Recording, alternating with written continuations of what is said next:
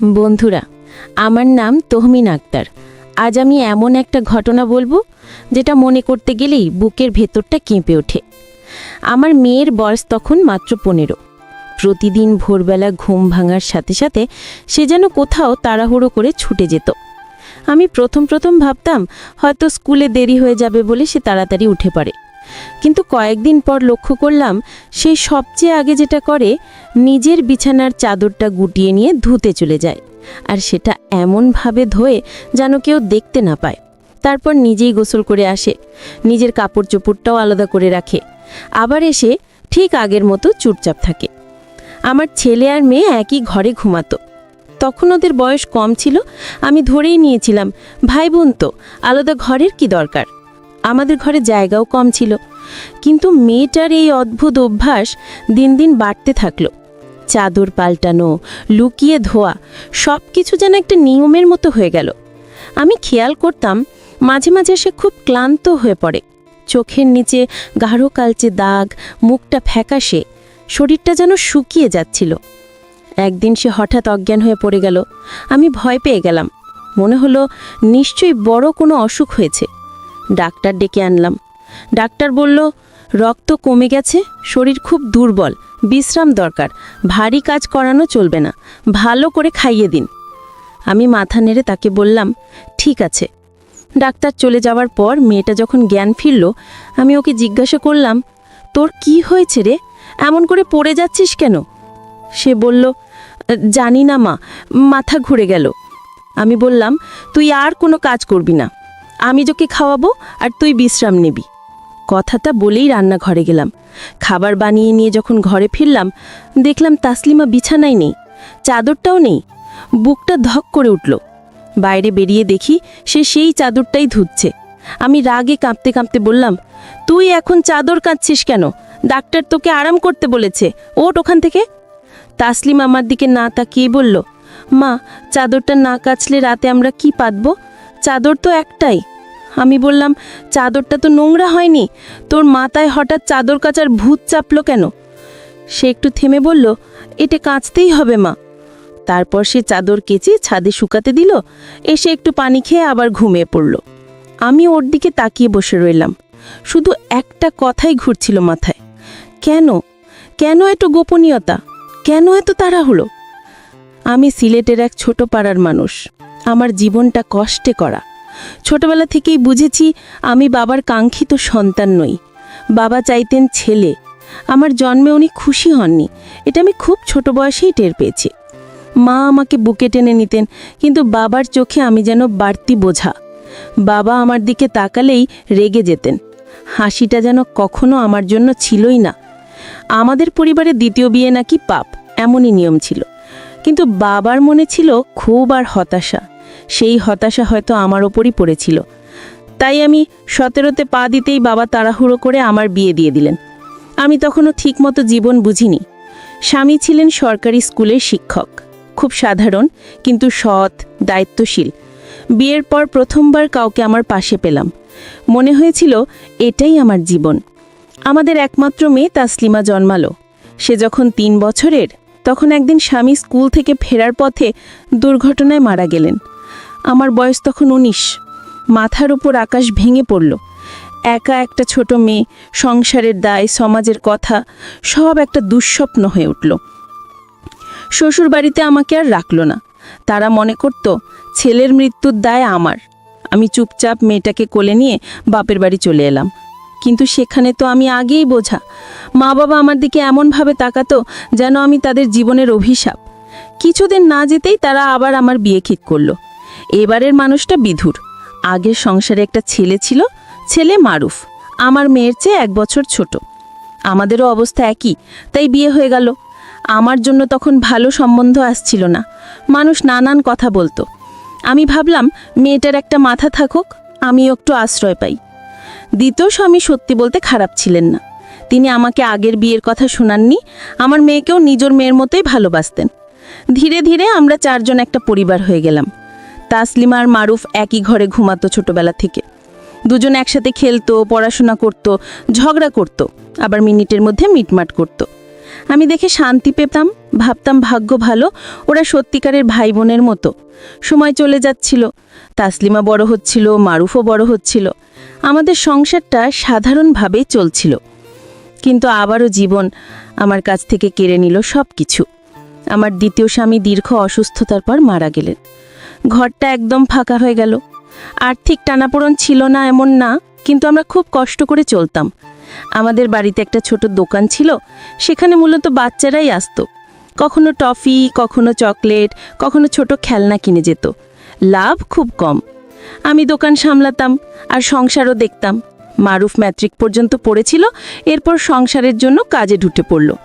এক কাপড়ের দোকানে সারাদিন খাটত। ও ক্লান্ত ফিরত, তবু কখনো অভিযোগ করত না।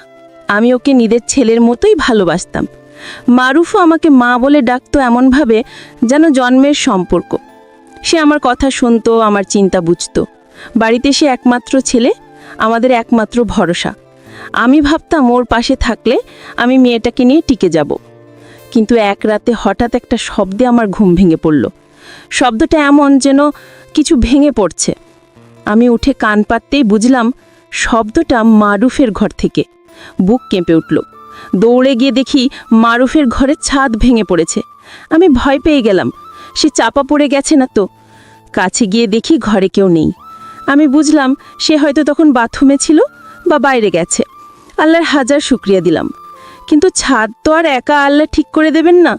মেরামতের টাকা আমাদের কাছে ছিল না। শীতকাল ছিল, তাই বাইরে ঘুমানোও সম্ভব ছিল না। আমি রান্নাঘরেই বিছানা পাতলাম আর তাসলিমার মারুফকে বললাম, তোমরা এক ঘরে ঘুমাও। আমার ঘরে একটাই বিছানা, দুজনের কষ্ট হতো। ওদের ঘরটাই সব দিক থেকে ভালো ছিল। আমি ভাবতেই পারিনি এই সিদ্ধান্তটা আমার জীবনের সবচেয়ে বড় ভয়টার দরজা খুলে দেবে। ছাদের ঘটনাটার পর থেকেই তাসলিমার আচরণ আরও বদলে গেল। সে ভোরে ওঠে চাদর ধুতে যেত লুকিয়ে, নিজে গোসল করত, কাপড় লুকিয়ে রাখত। আমি দোকানে বসে থাকলে সে রাস্তায় কাউকে না দেখে তাড়াহুড়ো করে কাজগুলো করত। আমি লক্ষ্য করতাম সে ঘুম থেকে উঠেই যেন ভয় নিয়ে দৌড়ায়, কোথাও গোপন কিছু লুকাচ্ছে। একদিন সকালে মারুফ তাড়াতাড়ি উঠে পানি খেতে এলো। তাসলিমা তখনও ঘুমোচ্ছে। এটা অস্বাভাবিক, কারণ সে সবসময় আগে ওঠে। আমি দেখি সাড়া নেই। ঘরে গিয়ে দেখি সে মেঝেতে পড়ে অজ্ঞান। আমি আঁতকে উঠলাম। মারুফকে বললাম, দৌড়ে ডাক্তার ডেকে আ। ডাক্তার এসে আবার বলল, খুব দুর্বল, রক্ত কম, বেশি কাজ না করা। আমি মাথা নেড়ে নিলাম। কিন্তু আমার চোখের সামনেই সে আবার চাদর নিয়ে ধুতে চলে গেল। আমি বকাঝোকা করলাম, অনুনয় করলাম, কখনো রাগ করলাম, কিছুতেই সে থামল না। এ সময় আমার মাথায় নানান সন্দেহ ঘুরছিল। আমি যে সমাজে বড় হয়েছি, সেখানে মেয়েদের আচরণ দেখেই মানুষ হাজার কথা বানায়। আমি নিজেও একটা মা, মেয়েকে নিয়ে আমার ভয় স্বাভাবিক। তাসলিমার অবস্থা দেখে আমার মনে হলো, এমন দুর্বলতা তো অনেক সময় মেয়েদের বড় হওয়ার সময় হয়, আবার কখনো অন্য কারণেও হয়। কিন্তু চাদর ধোয়া, লুকোনো, অজ্ঞান হওয়া, এই সব মিলে আমার মনে হয় এর পেছনে নিশ্চয়ই কোনো লুকোনো ব্যাপার আছে। সে যখন চাদর ধয় তখন আশেপাশে তাকায়, যেন কেউ না দেখে। আমি দূর থেকে দেখতাম। কখনো দেখেছি সে চাদর ছাদে দিতে গিয়ে খুব তাড়াতাড়ি হাত লাগিয়ে শুকোতে দেয়, তারপর দৌড়ে ঘরে ঢুকে দরজা লাগায়। আমি ভাবি, কেন এত ভয়? কি আছে ওই চাদরে? ঘরের দরজা কেন বন্ধ থাকে? মাঝে মাঝে ওদের দুজনকে কথা বলতে শুনতাম। কথাগুলো ছিল অস্পষ্ট, কিন্তু ভয় ধরিয়ে দেওয়ার মতো। আর কতদিন? এবার থামা উচিত। তোর শরীর সহ্য করতে পারছে না। এসব শব্দ আমার কানে বাজত। আমি ভেতরে ভেতরে কেঁপে উঠতাম। আমি নিজেকে বোঝাতাম, না না, ভুল ভাবছি, ওরা তো ভাই বোন। মারুফ সৎ ভাই হলেও ছোটবেলা থেকে একসাথে বড় হয়েছে, নিজের ভাইয়ের মতোই। কিন্তু সন্দেহ যখন মাথায় ঢুকে যায়, তখন যুক্তি হেরে যায়। আমি রাতে শুয়ে শুয়ে আল্লাহর কাছে প্রার্থনা করতাম, হে আল্লাহ, আমি যা ভাবছি তা যেন সত্য না হয়। একদিন সকালে দেখি তাসলিমা ছাদে চাদর শুকানোর সময় ভয়ে ভয়ে এদিক ওদিক তাকাচ্ছে। আমি রান্নাঘরে জানালা দিয়ে সব দেখছিলাম। আমি বুঝলাম সে যেন লুকিয়ে কিছু করছে। সে এসে ঘরে শুয়ে পড়ল এবং নিজের উপর একটা চাদর চাপা দিল, যেন আমি বুঝতে না পারি বিছানায় চাদর আছে নাকি নেই। আমি খাবার নিয়ে তার কাছে গেলাম। সে খাবার খেলো না ঠিকমতো, মাথা ঘুরছে বলল। আমি ওকে বিশ্রাম করতে বললাম, কিন্তু কিছুক্ষণ পর আবার চাদর ধোয়ার শব্দ শুনলাম। তখন আমার ভেতরে সত্যি রাগ জমেছিল। আমি ভাবলাম, এত দুর্বল হয়েও সে কেন চাদর ধোয়? কি আছে ওই চাদরে? আমাদের দোকানটাও তখন ভালো চলছিল না, শুধুই বাচ্চারা এসে 5-10 টাকার জিনিস কিনে চলে যেত। সংসার চালাতে কষ্ট হচ্ছিল। আমি তাদেরকে এসব বলিও না, কারণ ওদের ওপর চাপ বাড়াতে চাইনি। মারুফ আগেই কাজ করে, তাকে বললে সে আরও চিন্তায় পড়বে। এই টানাপোড়নের মাঝেই মেয়েটার অসুস্থতা আমাকে আরও ভেঙে দিচ্ছিল। একদিন আমি শুনলাম তাসলিমার মারুফ খুব নিচু স্বরে কথা বলছে। আমি রান্নাঘরের পাশে ছিলাম, ওরা ভাবলো আমি শুনছি না। মারুফ বলছিল, তুই তো এখন থেকে শরীর খারাপ করে বসে আছিস, আমার মনে হয় তোর আর ওই কাজটা পড়া উচিত না। তাসলিমা বলল, না ভাই, এটা তো দরকার, এমন সুযোগ তো বারবার আসে না। আমি ভাবিনি যে শরীর এত দুর্বল হবে। মারুফ বলল, কিন্তু তোর জীবন নিয়ে খেলা আমি পারবো না। তাসলিমা বলল, আর কটা সপ্তাহের ব্যাপার, তারপর শেষ, তারপর আর কিছু করতে হবে না। আমি শিউরে উঠলাম, কাজটা কি? কটা সপ্তাহ কেন? এসব কথাই আমার সন্দেহকে আরও বড় করল। আমি কিচ্ছু বুঝতাম না, কিন্তু ভয়টা রক্তে ছড়িয়ে পড়ছিল। এরপর এক সকালে ছাদে কাপড় শুকাতে গিয়ে তাসলিমা হঠাৎ বমি করল। আমি দৌড়ে গেলাম, জিজ্ঞেস করলাম, তোর কি হলো? সে বলল, মা, কিছু না, ওষুধের জন্য। তখন আমি নিজেকে আর সামলাতে পারলাম না। আমি মুখে যা এলো তাই বললাম, তুই প্রতিদিন চাদর কাছিস কেন? তুই এমন কিছু করিসনি তো যাতে আমাদের সম্মান নষ্ট হয়? কথাটা বলেই বুঝতে পারলাম আমি কতটা ভয় পেয়ে গেছি। তাসলিমা অবাক হয়ে আমাকে বলল, মা, তুমি কি বলছো? আমি এমন কিছু কেন করব? তুমি উল্টোপাল্টা ভাবছো কেন? আমি চাদর কাঁচি কারণ নোংরা হয়, আর বমি হয়েছে ওষুধের জন্য। তুমি কি সিনেমা বেশি দেখো? তার এই উত্তর আমাকে শান্ত করল না, বরং আরও ক্ষিপ্ত করে তুলল। আমি রাগে ওর গালে চড় মারলাম। মুহূর্তেই আমি নিজের কাজটা নিয়ে অনুতপ্ত হলাম, কিন্তু ততক্ষণে চড়টা পড়ে গেছে। ঠিক তখনই মারুফ এসে পড়ল। সে বলল, মা, তুমি ওকে মারছো কেন? আমি কাপা গলায় বললাম, আমি জানি না তোরা কি করছিস, যেদিন জানবো সেদিন তোদের ছাড়বো না। আমি তখন নিজের উপর নিয়ন্ত্রণ হারিয়ে ফেলেছিলাম, কারণ ভয়ে চোটে আমার মাথা কাজ করছিল না। সেই রাতেই আমার ঘুম ভেঙে গেল। দেখি ছেলে মেয়েদের ঘরে আলো জ্বলছে। এত রাতে আলো কেন? ওদের তো ঘুমানোর কথা। আমি চুপচাপ দরজার কাছে গেলাম। বাইরে দাঁড়িয়ে শুনতে পেলাম ওদের কথা। মারুফ বলছিল, তুই খুব ভাগ্যবতী, আর একটু সহ্য কর। তাসলিমা বলছিল, হ্যাঁ, কিন্তু কাল আবার শরীর খারাপ হলে মা আবার টেনশন করবে। মারুফ বলল, আর মাত্র কয়েকটা দিন, তারপর সব ঠিক হয়ে যাবে। আমার বুকটা ধক করে উঠল। আমি আর সহ্য করতে পারলাম না। দরজা খুলতে গেলাম, দেখি ভিতর থেকে বন্ধ। আমার মাথায় যেন বাজ পড়ল। দরজা বন্ধ করে ঘুমিয়েছে কেন? গরমের সময় দরজা খোলা রাখাই তো স্বাভাবিক। আমি ধাক্কা দিলাম, ঢাকাঢাকি করলাম, কিন্তু ওরা খুলল না।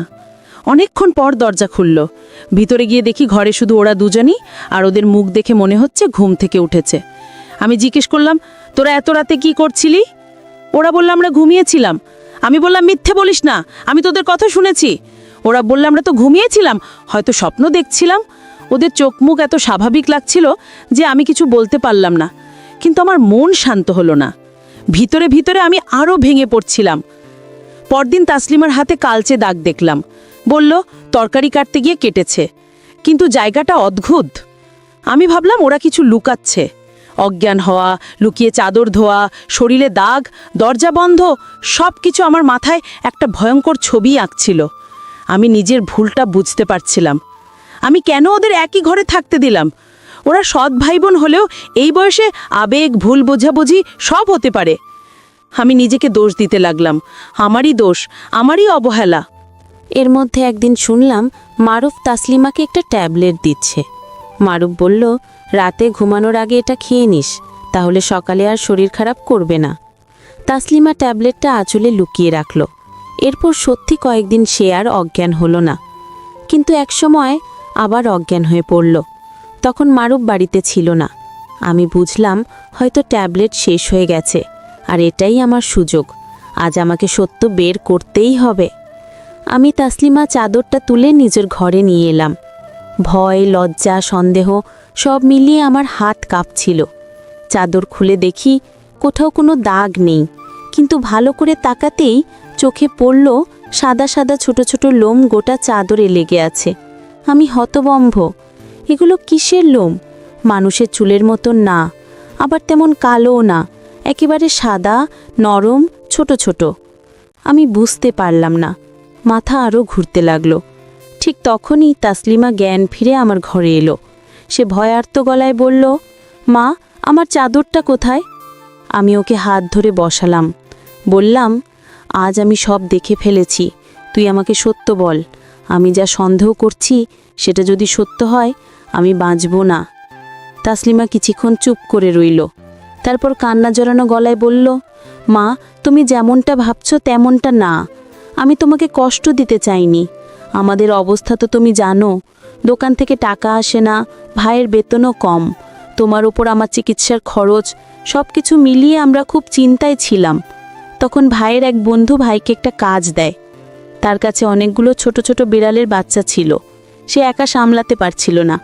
তাই ভাইকে বলে, তুই সারাদিন এগুলো দেখাশোনা করবি, আমি তোকে ভালো টাকা দেব। ভাই রাজি হয়। ভাই সারাদিন ওই বাচ্চাগুলো দেখে। রাতে ফিরে ক্লান্ত হয়ে পড়ে। আমি বুঝেছিলাম ভাইয়ের বিশ্রাম দরকার।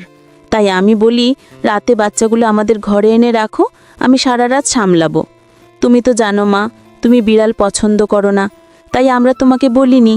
ওই বাচ্চাগুলোর লোম চাদরে লেগে থাকতো, আমি সকালে ধুয়ে ফেলতাম যেন তুমি না দেখো। কয়েক রাত পর আমি বুঝতে পারি আমার বিড়ালের লোমে অ্যালার্জি হচ্ছে, তাই আমি অজ্ঞান হয়ে পড়তাম। ভাই আমাকে যে ওষুধ এনে দিয়েছিল সেটা অ্যালার্জির ওষুধ, তাই খেলে আমি ঠিক থাকতাম। ভাইয়ের বন্ধুটি প্রতিদিন আমাদের 1000 টাকা করে দিত। আজ ছিল শেষ দিন, কাল ওরা অন্য শহরে যাবে। এই কয়দিনে আমরা কিছু টাকা জমিয়েছি, যেটা দিয়ে ছাদ মেরামত করতে পারবো আর ঘরের দরকারি কিছু জিনিসও কিনতে পারবো। মা, তুমি কত ভুল ভেবেছ। মারুফ ভাই আমার সৎ ভাই হলেও আমার নিজের ভাইয়ের চেয়েও বেশি আপন। সে সব সময় আমাদের কথা ভেবেছে। তাসলিমার কথাগুলো শুনে আমি যেন মাটিতে গেঁথে গেলাম। এতদিন যে ভয় আমাকে পুড়িয়ে ফেলছিল, সেটার জায়গায় এখন একটা অদ্ভুত শূন্যতা চলে এলো। আমি লজ্জায় মাথা নিচু করলাম। চোখ বেয়ে পানি নামতে লাগলো। আমি কত বড় ভুল করেছি। নিজের সন্তানদেরই আমি সন্দেহ করেছি। আমি তাসলিমাকে বুকে জড়িয়ে ধরে কাঁদতে লাগলাম। সে আমার কাঁধে মুখ লুকিয়ে বলল, মা, আমরা তোমাকে কষ্ট দিতে চাইনি। আমি ওকে বললাম, না রে মা, কষ্ট তো আমি তোমাদেরই দিয়েছি। তোমরা ভালো, আমিই ভুল করেছি। সেই মুহূর্তে মনে হচ্ছিল আল্লাহ আমাকে মাফ করেছেন আজ, কারণ সত্যিটা ভয়ঙ্করের বদলে আশীর্বাদ হয়ে এসেছে। মারুফ রাতে বাড়ি ফিরল। আমি তাকে কিছু বলিনি, তাসলিমাও বলেনি যে আমি সব জেনেছি। আমার লজ্জা তখনও কাটেনি। আমি ভাবলাম ওরা এতটা ভালো যে আমার কুভাবনার কথাও তাদের বলে নিজেকে ছোট করতে চাই না। কিছুদিন পর মারুফ ছাদের কাজ শুরু করলো। কাজ শেষে যখন নতুন ছাদ দাঁড়ালো, আমি মনে মনে বললাম, এটা শুধু ছাদ নয়, এটা আমাদের জীবনের ওপর আবার ভরসার ছাদ। তাসলিমা ধীরে ধীরে সুস্থ হতে লাগলো। সে বাড়ির ছোট ছোট বাচ্চাদের পড়াতে শুরু করলো। প্রথমে 2-3 জন, তারপর আরও কয়েকজন। ওর ছোট্ট হাতে একটা খাতা, চোখে স্বপ্ন। আমি দেখে অবাক হতাম। মারুফ কাজের পাশাপাশি আবার পড়াশোনা চালিয়ে যেতে চাইল। আমি ওকে বললাম, পড়াশোনা শেষ কর, ডিগ্রি থাকলে তোর জীবনটা আরও ভালো হবে। সে আমার কথা শুনল। দোকানটাও ধীরে ধীরে একটু ভালো চলতে লাগলো। আমরা বুঝলাম আল্লাহ চাইলে ছোট্ট একটা প্রচেষ্টাকেও বড় করে দেন। কিন্তু এই ঘটনার পর আমার চোখ খুলে গেল। আমি বুঝলাম মা বাবা হওয়ার মানে শুধু সন্তানকে খাওয়ানো পড়ানো নয়, তাদের মনের ভেতর কি চলছে সেটা বোঝাও। আমি যদি আগে থেকেই ওদের সাথে খোলাখুলি কথা বলতাম, যদি আর্থিক কষ্টটা ভাগ করে নিতাম, তাহলে হয়তো ওরা লুকিয়ে কিছু করতে চাইতো না, আর আমার সন্দেহ জন্মাতো না। সন্দেহ আমাকে প্রায় পাগল করে দিয়েছিল। আমি একদিন তাসলিমার পাশে বসে বললাম, মা, তুমি আর কখনো কিছু লোকাবি না, আমি রাগ করব না, তুমি আমাকে বলে দিবি, বুঝলে? তাসলিমা মাথা নেড়ে বলল, ঠিক আছে মা। মারুফও পাশে ছিল। সে বলল, মা, আমরা ভয় পেয়েছিলাম তুমি রাগ করবে। আমি হাসলাম, চোখে পানি নিয়ে বললাম, রাগের চেয়ে তোমাদের শান্তি বড়। সেই দিন প্রথমবার মনে হলো এই 3 জনই আমার আসল পরিবার, আমার আসল শক্তি। এখন যখন পেছনে তাকাই, মনে হয় আল্লাহ আমাকে অনেক কষ্ট দিয়েছেন, কিন্তু তার বিনিময়ে এমন 2 সন্তান দিয়েছেন যারা দায়িত্ববান, বুদ্ধিমান, আল্লাভীরু। আমি যদি সেই ভোরে চাদরটা না দেখতাম, যদি সত্যিটা না জানতে পারতাম, তাহলে হয়তো সন্দেহে আমি নিজেকেই শেষ করে দিতাম বা তাদের সাথে সম্পর্কটাই ভেঙে দিতাম। জীবন কখনো কখনো আমাদের সামনে এমন পরীক্ষা এনে দেয় যেটা পার হতে পারলে আমরা আরও শক্ত মানুষ হয়ে উঠি। এই ঘটনাই আমার পরীক্ষা ছিল। আমি পাশ করতে পেরেছি কারণ আমার সন্তানরা ভালো ছিল, কিন্তু আমি চাই না অন্য কোনো মা এই পরীক্ষায় পড়ুক। তাই যারা এই গল্প শুনছেন তাদের আমি মায়ের জায়গা থেকে একটা অনুরোধ করব, ছেলে মেয়ে বড় হতে থাকলে তাদের প্রতি নজরটা আরও গভীর করুন। নজর মানে পাহারা নয়, নজর মানে ভালোবাসা, বোঝা, পাশে থাকা। তাদের বন্ধু হয়ে উঠুন, তাদেরকে এমন পরিবেশ দিন যাতে তারা নিজের কথা আপনাকে বলতে পারে। বিশেষ করে ছেলে মেয়ে যখন কৈশোরে থাকে তখন তাদের আবেগ এবং কৌতূহল অনেক বেশি হয়। সঠিক নিয়ম, সঠিক সীমা না দিলে তারা ভুল করতে পারে, আর ভুল হলে তার ক্ষত শুধু তাদের না, পুরো পরিবারকে বয়ে আনতে হয়। আমি যেই ভুলটা করেছি, 2জন বড় হওয়া ছেলে মেয়েকে দীর্ঘদিন একই ঘরে ঘুমাতে দেওয়া, সেটা ভাগ্যক্রমে ভয়ঙ্কর পরিণতি আনেনি, কিন্তু আনতেও পারত। আল্লাহ আমাকে বাঁচিয়েছেন। তাই আমি সবাইকে সতর্ক করি, বাচ্চারা বড় হলে তাদের আলাদা ঘরে শোয়ার ব্যবস্থা করুন যদি সামর্থ্য থাকে, আর যদি সামর্থ্য না থাকে তবুও কথা বলে বুঝিয়ে সুস্থ সীমা তৈরি করে দিন। সন্তানদের উপর আস্থা রাখুন, কিন্তু অবহেলাও করবেন না, কারণ আস্থা আর দায়িত্ব একসাথে না থাকলে পরিবার ভেঙে পড়ে। আমার জীবনে অনেক খারাপ হয়েছে, কিন্তু সেই খারাপের মধ্যেও একটা ভালো জিনিস আল্লাহ আমাকে দিয়েছেন, তাসলিমা আর মারুফ। তারা আমার জীবনের আলো। আজ আমি যে গল্প বললাম এটা শুধু একটা ঘটনা নয়, এটা একটা শিক্ষা। আমি চাই যেন আপনারা সন্দেহে পুড়ে না যান, আবার অবহেলাও ছেড়ে না দেন। সন্তানদের ভালোবাসুন, কথা শুনুন, পাশে থাকুন। তবেই পরিবার নিরাপদ থাকে, সম্পর্ক বেঁচে থাকে, আর জীবনটা সুন্দর হয়। পরের দিনগুলোতে আমি একটু আলাদা মানুষ হয়ে উঠেছিলাম। আগে আমি হয়তো শুধু সংসারের কাজ, দোকান আর 2 সন্তানের পড়াশোনা নিয়ে দৌড়াতাম, কিন্তু সেই ঘটনার পরে আমার ভেতরে একটা অদ্ভুত ভয় আর দায়িত্ব একসাথে কাজ করতে লাগলো। আমার চোখে যেন নতুন করে একটা জিনিস ধরা পড়ল। সন্তানদের মনের ভেতরটা বুঝতে না পারলে শুধু বাইরে দেখে সিদ্ধান্ত নিলে কত বড় ভুল হয়ে যায়। আমি দেখলাম তাসলিমা আগের মতোই ভরে ওঠে, কিন্তু এখন তার চোখে ভয় নেই। সে আমার সাথে কথা বলার সময় আর কুণ্ঠা করে না। আর মারুফও আগে যেভাবে নীরবে সব দায়িত্ব কাঁধে নিত, এখন মনে হয় একটু হালকা শ্বাস নেয়। ওদের 2জনের মাঝখানে আগের সেই ভাই বোনের স্বচ্ছতা ফিরে এসেছে, আর আমার সাথে ওদের সম্পর্কেও আরও গভীর হয়েছে। আমি ধীরে ধীরে দোকানের হিসাব নিকাশ গুছিয়ে নিলাম। আগে পয়সার হিসেব যতটা করা ছিল, মনের হিসেবটা ততটাই এলোমেলো ছিল। এখন দুটোই গুছিয়ে চলতে লাগলো। তাসলিমা টিউশন পড়াতে বের হলে আমি তাকে নিজে হাতে একটা ছোট ব্যাগ গুছিয়ে দিতাম, খাতা, কলম, পানির বোতল আর একটু নাস্তা। সে প্রথম প্রথম লজ্জা পেত, বলতো, মা আমি তো আর ছোট নেই। আমি হাসতাম, ছোট না বড় তা আমি জানি, কিন্তু তুই আমার মেয়ে, তোর খেয়াল রাখা আমার কাজ। তাসলিমা তখন চুপ করে আমার কপালে হাত বুলিয়ে দিত। এই ছোট ছোট মুহূর্তগুলোই যেন নতুন করে আমাকে বাঁচিয়ে তুলছিল। মারুফও দোকানের কাজের পাশাপাশি আবার পড়াশোনা শুরু করলো। রাতে আমি যখন রান্নাঘরে কাজ করতাম, কিচেনের দরজা দিয়ে দেখি সে টেবিলে বসে বই খুলে আছে। একটা পুরনো বাতির আলোয় তার মুখটা একদম শান্ত দেখাতো। আমি মাঝে মাঝে ওর জন্য চা বানিয়ে দিতাম। ও বলতো, মা তুমি এত কষ্ট করো কেন? আমি বলতাম, তুই যেভাবে আমাদের জন্য কষ্ট করেছিস তার কাছে এটা কিছুই না। মারুফ তখন একটু হাসতো, চোখ নামিয়ে ফেলতো। ও খুব বেশি আবেগ প্রকাশ করতো না, কিন্তু আমি জানতাম সে আমাকে কতটা সম্মান করে, কতটা ভালোবাসে। কিছুদিন পর আমাদের দোকানে একটা ছোট বদল এলো। আমি ভাবলাম শুধু টফি আর চকলেট বিক্রি করে তো লাভ নেই। স্থানীয় একটা স্কুলের সামনে সকালের সময় বাচ্চারা বেশি আসে। আমি সেখানে খুব সস্তায় কিছু নোটবুক, পেন্সিল, ছোট স্টেশনারি রাখতে শুরু করলাম। তাসলিমাই আমাকে আইডিয়া দিয়েছিল। সে বলেছিল, মা বাচ্চাদের দরকারের জিনিস রাখলে তারা বেশি আসবে। আমি ওর কথা শুনে কাজটা করলাম। সত্যি সত্যি কয়েক সপ্তাহের মধ্যে দোকানে একটু বেশি ভিড় হতে লাগলো। খুব বেশি না, কিন্তু আগের চেয়ে ভালো। আমার মনে হলো আমরা আবার ধীরে ধীরে দাঁড়াচ্ছি। এদিকে তাসলিমার স্বাস্থ্যে সত্যিকারের পরিবর্তন এলো। অ্যালার্জির ওষুধ খাওয়ার পরে তার অজ্ঞান হওয়া বন্ধ হয়েছে তো বটেই, তার শরীরেও আবার রক্ত ফিরতে লাগলো। গালের রং কিছুটা লালচে গেলো, চোখে আগের মতো ক্লান্তি নেই। আমি রোজ তাকে ফল খাওয়াতাম, যেদিন ফল কেনার টাকা থাকতো না সেদিন বাজার থেকে একটা ছোট কলা বা একটা পেয়ারা হলেও আনতাম। আমি নিজের জন্য কিছু রাখতাম না। তাসলিমা একদিন বলেই ফেলল, মা তুমি খাও না কেন? আমি বললাম, তুই খা, তুই ভালো থাকলেই আমি ভালো। সেই তখন জোর করে আমার হাতে অর্ধেকটা ফল তুলে দিত। মামের এই ছোট্ট ভাগাভাগি আমার কাছে খুব বড় লাগতো। তবে ভিতরে ভিতরে একটা জিনিস আমার মনে খচখচ করত। আমি যে ভয়টা পেয়েছিলাম সেটা শুধু ভুল বোঝাবুঝি ছিল, সত্যি। কিন্তু আমি বুঝতে পেরেছিলাম এমন ভুল বোঝাবুঝি মানুষকে কতটা ভয়ঙ্কর জায়গায় নিয়ে যেতে পারে। আমি ভাবতাম যদি সত্যি সত্যি কোনো ভুল ঘটতো আমি কি সহ্য করতে পারতাম? না, পরিবার, সম্পর্ক, সম্মান সব একসাথে শেষ হয়ে যেত।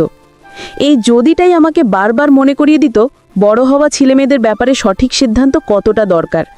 তাই আমি ওদের দুজনকেই একদিন শান্তভাবে বসে বললাম, শোনো, তোমরা এখন বড় হয়েছো, আমি আর তোমাদের একই ঘরে শুতে দিতে চাই না। ঘরে জায়গা কম ঠিকই, কিন্তু আমরা ব্যবস্থা করব। মারুফ, তুই সামনের ছোট ঘরটায় শুবি, আমি আর তাসলিমা অন্য ঘরে থাকব।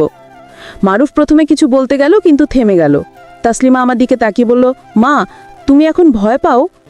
আমি ধীরে ধীরে বললাম, ভয় না, বুঝে গেছি বড় হলে আলাদা থাকা ভালো, এটা নিয়ম। তোমরা খারাপ না, কিন্তু সমাজ আর বয়স এগুলো সবসময় মাথায় রাখতে হয়। ওরা দুজন মাথা নেড়ে রাজি হলো। আমি স্বস্তি পেলাম, মনে হলো একটা ভার যেন নামলো বুক থেকে। সেই রাতে আমি প্রথমবার অনেক শান্তিতে ঘুমালাম। রান্নাঘরে ঠান্ডা মেঝে, পুরনো বিছানা সবই একই ছিল, কিন্তু মনের ভেতরটা আলাদা ছিল। আমি স্বপ্নে আমার স্বামীদের দুজনকেই দেখলাম। প্রথম স্বামী হাসছিলেন, দ্বিতীয় স্বামীও হাসছিলেন। আমার মনে হলো যেন তারা বলছেন, তুমি ঠিক আছো, তুমি শক্ত হও। ঘুম ভেঙে আমার চোখ ভিজে গেল, কিন্তু বুকটা হালকা ছিল। দিনের পর দিন তাসলিমার টিউশনের সংখ্যা বাড়তে লাগলো। পাশের বাসার এক মা এসে বলল, আপনার মেয়েটা ভালো পড়ায়, আমার ছেলেটাকেও পড়াবে? আমি অবাক হয়ে গেলাম। তাসলিমা আগ্রহ নিয়ে রাজি হলো। এরপর আরেক বাসা, এইভাবে সে ব্যস্ত হয়ে উঠল। সন্ধে বাড়ি ফিরে সে ক্লান্ত হয়ে পড়ত, কিন্তু মুখে একটা তৃপ্তির হাসি থাকত। সে বলতো, মা আজ আমি কতগুলো বাচ্চাকে ভালো করে বুঝিয়েছি। আমি শুনে খুশি হতাম, মনে হতো আমার মেয়েটা শুধু নিজের জীবনই না, অন্যের জীবনও আলোকিত করবে। মারুফও বদলাতে লাগলো। আগে তার কাঁধে সংসারের দায় ছিল বলে সে নিজেকে খুব চেপে রাখত। এখন পড়াশোনা করে একটা ভবিষ্যৎ দেখছে। আমি তাকে প্রায় উৎসাহ দিতাম, বলতাম, তুই যদি একদিন ভালো চাকরি করিস সেটা আমাদের জন্য না, তোর নিজের জন্যও সম্মান হবে। মারুফ বলতো, মা আমি শুধু চাই তুমি আর বোন ভালো থাকো। এই কথাটা শুনলে আমার চোখে জল এসে যেত। আমি কখনো ভাবিনি একজন সৎ সন্তানও নিজের মায়ের চেয়ে বেশি দায়িত্ব নিতে পারে। তবে জীবনে সুখ এলে আবার কিছু পরীক্ষা আসে। একদিন দোকানে বসে আছি, হঠাৎ এক লোক এলো। লোকটা গ্রামের একজন দূরের আত্মীয়। সে খুব তাড়াতাড়ি কথা বলল, তহমিন শুনলাম তোমার ছেলে মেয়ে বড় হয়ে গেছে। মারুফ তো এখন কাজে বন্ডে ভালো, তাসলিমাও বড়, মেয়েটার বিয়ে দিতে হবে না? আমি শুনে থমকে গেলাম। সমাজে মেয়ের বয়স বড় হলে বিয়ে শাদী নিয়ে কথা শুরু হয়। আত্মীয় বলল, ভালো একটা সম্বন্ধ আছে, ছেলেটা বিদেশে থাকে, পরিবারও সচ্ছল, তোমার মেয়ের ভবিষ্যৎ ভালো হবে। আমি চুপ করে রইলাম। মাথায় অনেক কথা ঘুরল। তাসলিমা তো এখনো পড়াশোনা চালিয়ে যাচ্ছে, টিউশন পড়ায়, তার স্বপ্ন আছে। আমি কিভাবে হঠাৎ করে বিয়ে দিয়ে দেব? কিন্তু আবার সমাজের চাপও বাস্তব। আমি আত্মীয়কে বললাম, দেখি পরে কথা বলবো। সে চলে গেল, কিন্তু আমার মন অস্থির হয়ে উঠল। সেদিন রাতে তাসলিমাকে পাশে বসালাম, বললাম, মা আজ একটা কথা বলতে চাই। সে বলল, কি কথা?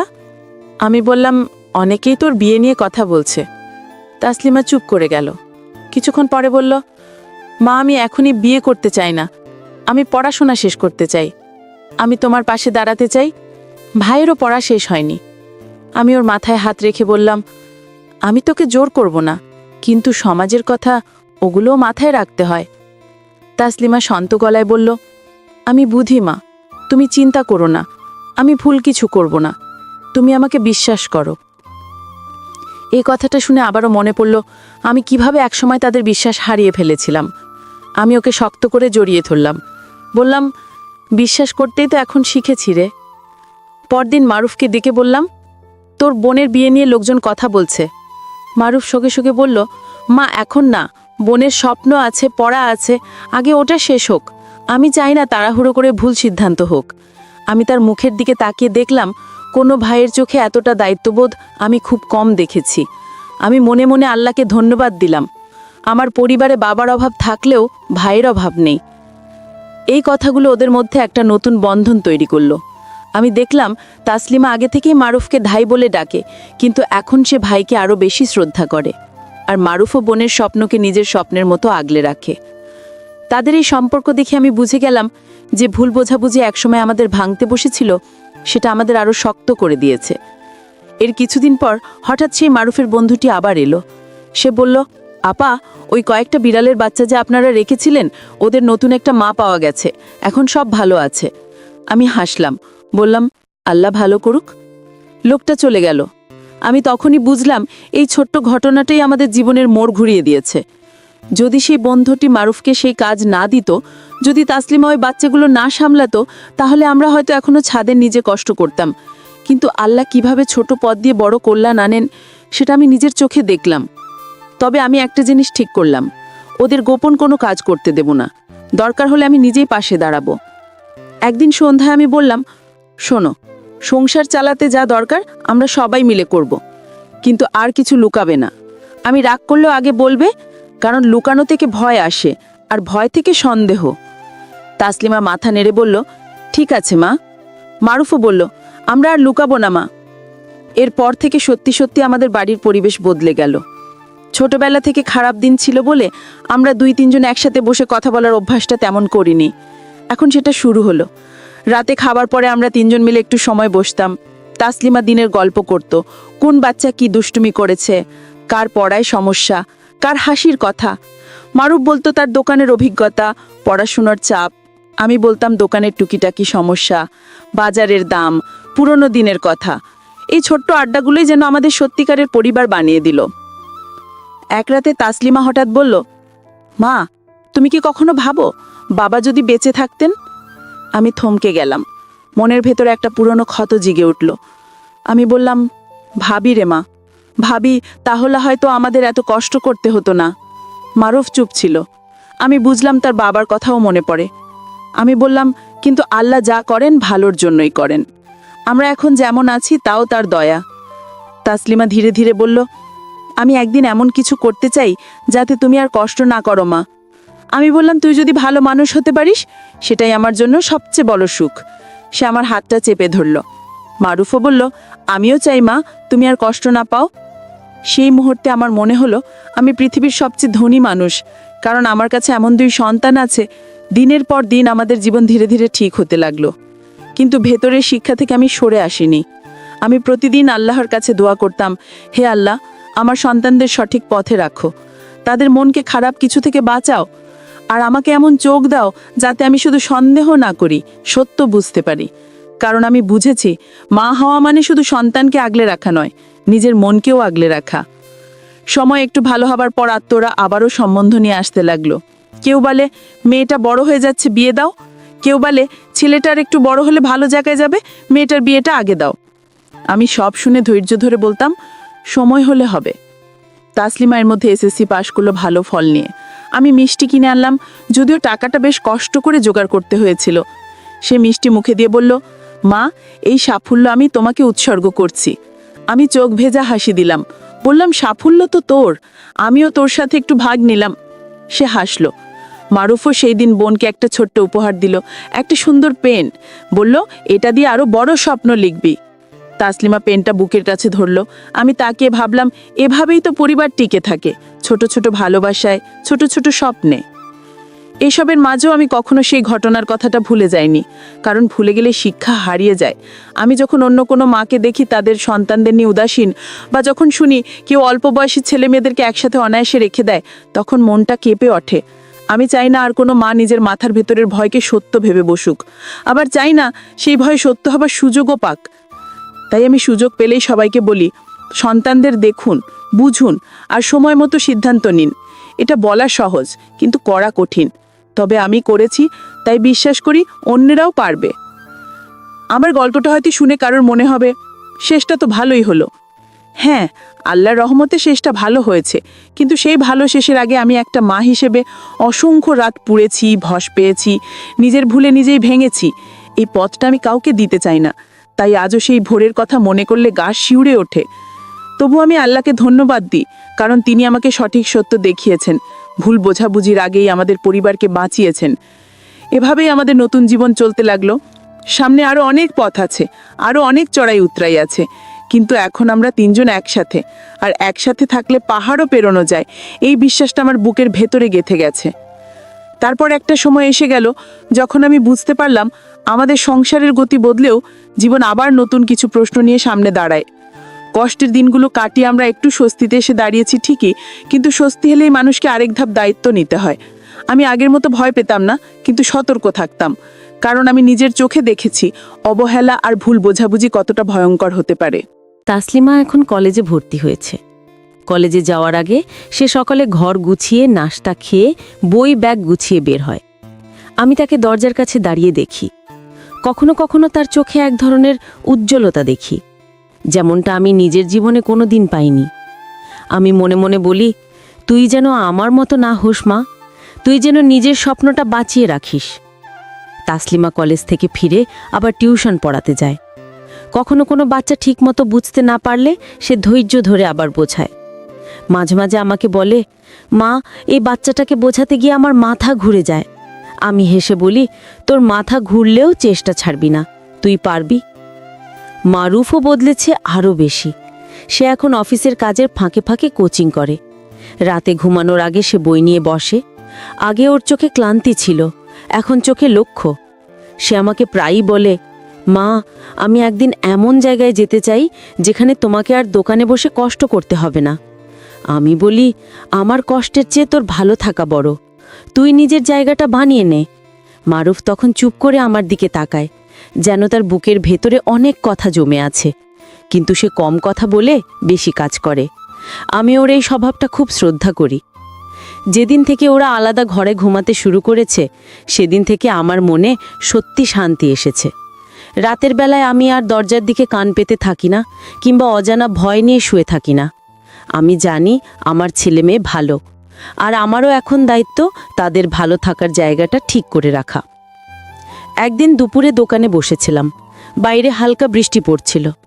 এমন সময় তাসলিমা হঠাৎ দোকানে এসে বসল। আমি অবাক হয়ে বললাম, আজ কলেজ নেই নাকি?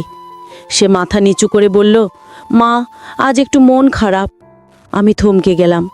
আমার মেয়ের মন খারাপ মানে আমারও মন খারাপ। আমি জিজ্ঞেস করলাম, কি হয়েছে? তাসলিমা কিছুক্ষণ চুপ করে থেকে বলল, মা, কলেজের একটা মেয়ে আমাকে বলেছে তুই এত টিউশন করিস কেন, তোর তো ভাই আছে। আমি কি বলবো মা, আমি তো জানি আমাদের অবস্থা, আমি তো চাই তোমাকে সাহায্য করতে। আমি তার মাথায় হাত রেখে বললাম, মা, মানুষ অনেক কথা বলে, তুই কষ্ট করে যা করছিস সেটা লজ্জার নয়, গর্বের। যারা বোঝে না তাদের কথায় মন খারাপ করিস না। তাসলিমা বলল, আমি জানি মা, কিন্তু মাঝে মাঝে লাগে। আমি বললাম, লাগবে, কারণ তুই ভালো মানুষ। ভালো মানুষের মন নরম হয়, কিন্তু তুই ভাঙবি না, তুই আরও শক্ত হবি। তাসলিমা আমার কাঁধে মাথা রেখে একটু কাঁদল। আমি তাকে বুকে টেনে নিলাম। এই দৃশ্যটা দেখলে কেউ হয়তো ভাববে সাধারণ মা মেয়ে, কিন্তু আমি জানি এই সাধারণ মুহূর্তটাই আমাদের জীবনে কত বড় আশীর্বাদ। সেদিন রাতে আমরা তিনজন একসাথে খেতে বসেছিলাম। আমি ভাত তুলছিলাম, মারুফ ডাল ঢালছিল, তাসলিমার সবজি মাখাচ্ছিল। হঠাৎ মারুফ বলল, মা, আজ অফিসে একটা কথা শুনলাম। আমি বললাম, কি কথা? মারুফ বলল, এক লোক বলছিল সৎ ভাই বোন একসাথে বড় হলে নাকি ঝামেলা হয়। আমি শুনে রাগে মাথা গরম হয়ে গেছিল। আমি বললাম, ভাই বোন হলে তো ভাই বোন, সৎ না আসল, ভালোবাসা থাকলে ঝামেলা কোথা থেকে আসে? আমি থমকে গেলাম। মারুফের কথার আড়ালে আমি নিজের সেই ভয়টা আবার দেখতে পেলাম। তাসলিমা চুপচাপ খাচ্ছিল। আমি ধীরে ধীরে বললাম, মারুফ, মানুষ যা খুশি বলে, কিন্তু আমরা জানি সত্যটা কি। মারুফ একটু হেসে বলল, হ্যাঁ মা, সত্যটা আমরা জানি। তাসলিমা তখন বলল, ভাই, তুমি কারো কথা শোনো না, তুমি আমার সত্যিকারের ভাই। মারুফ চোখ তুলে বোনের দিকে তাকালো আর খুব ছোট করে বলল, আমি আছি। এই দুটো শব্দ আমি কখনো ভুলব না, কারণ এই আমি আছি শব্দটাই আমার জীবনের সবচেয়ে বড় নিরাপত্তা। সময় যেতে লাগলো। একদিন তাসলিমা কলেজ থেকে ফিরেই বলল, মা, আমাদের কলেজে একটা সেমিনার হবে নারীদের আত্মনির্ভরশীলতা নিয়ে, আমি সেখানে বক্তব্য দিতে চাই। আমি অবাক হয়ে বললাম, তুই বক্তব্য দিবি? সে বলল, হ্যাঁ মা, আমি চাই সবাই জানুক কষ্টের মাঝেও লড়াই করলে মানুষ দাঁড়াতেই পারে। আমি চোখ মুছলাম। মনে হলো আমার মেয়েটা ঠিক আমারই মতো কষ্ট দেখেছে, কিন্তু সে কষ্টকে শক্তি বানিয়েছে। আমি আল্লাহকে হাজারবার শুকরিয়া দিলাম। সেদিন রাতে তাসলিমা বাড়ি ফিরেই দৌড়ে আমার কাছে এসে বলল, মা আমি ভালো বলেছি? আমি হাসতে হাসতে বললাম, তুই অসাধারণ বলেছিস মা, আমি সব শুনেছি। তাসলিমা অবাক হয়ে বলল, তুমি শুনেছো? আমি বললাম, হ্যাঁ, গেটের কাছে দাঁড়িয়ে শুনেছি। সে আমার গলা জড়িয়ে ধরে বলল, মা আমি যা কিছু বলি সব তোমার জন্য। তুমি যদি আমাকে শক্ত না করতে আমি কখনো এমন হতে পারতাম না। আমি চোখ বন্ধ করে তার মাথায় চুমু দিলাম। আমার মনে হলো সেই কষ্টগুলো, সেই কাঁটা পথগুলো হয়তো এজন্যই ছিল, যাতে আমার মেয়েটা এমন শক্ত মানুষ হয়ে উঠতে পারে। মারুফও সেদিন খুব খুশি হয়েছিল। সে বোনকে বলল, তুই একদিন অনেক বড় হবি। তাসলিমা হাসল, ভাই বড় হলে তোমাদের কথা ভুলে যাব না। মারুফ বলল, ভুলে যাওয়ার দরকার নেই, আমরা তো তোর ভিতরেই আছি। আমি তাদের কথা শুনে মনে মনে বললাম, আল্লাহ আমার পরিবারকে তুমি এইভাবেই ভালো রাখো। কিন্তু সুখের মাঝেও জীবনের ভাঁজে ভাঁজে আবার কিছু চাপ এসে পড়ে। একদিন রাতে মারুফ ঘরে এসে চুপচাপ বসে রইল। আমি বুঝলাম সে চিন্তায় আছে। আমি জিজ্ঞেস করলাম, কি হয়েছে রে? মারুফ একটু দেরি করে বলল, মা অফিসে যে কাজ করি সেখানে নাকি লোক কমাবে, আমার চাকরিটা থাকবে কিনা জানি না। আমার বুকটা ধক করে উঠল। আবার কি কষ্ট শুরু হবে? আমি নিজেকে সামলে বললাম, লোক কমালেও তুই চেষ্টা করবি, আর না থাকলে অন্য কোথাও কাজ করবি, ভয় পাবি না। মারুফ পাথা নেড়ে বলল, আমি ভয় পাই না মা, আমি শুধু তোমাদের নিয়ে চিন্তা করি। আমি বললাম, তুই থাকা মানেই আমরা শক্ত, চাকরি না থাকলেও আমরা আবারও টিকে যাব। তাসলিমা পাশে বসে বলল, ভাই দরকার হলে আমি আরও টিউশন করব, তুমি ভেবো না। মারুফ বোনের দিকে তাকিয়ে হেসে বলল, না রে, আমি ঠিক করব। আমি বুঝলাম জীবনের আরেকটা লড়াই আবার সামনে আসছে, কিন্তু এবার আমরা প্রস্তুত। পরের কয়েক সপ্তাহ সত্যিই টানাটানি গেল। অফিসে ছাঁটাই শুরু হলো। মারুফ প্রতিদিন ফিরে এসে খবর দিত। আমি আর তাসলিমা দোয়া করতাম।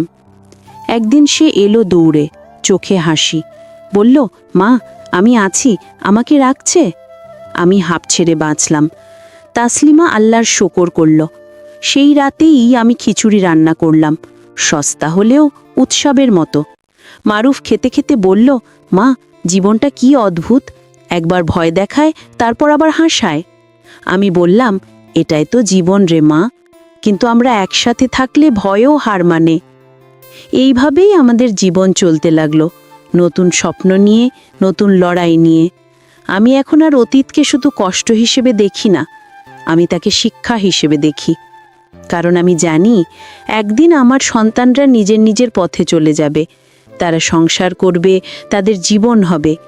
তখন আমি হয়তো একা হব, কিন্তু আমি চাই তারা যেন সেই ব্যথা, সেই ভুল বোঝাবুঝি আর সন্দেহের দিনগুলোকে মনে রেখে নিজেদের পরিবারকে আরও সুন্দরভাবে গড়তে পারে।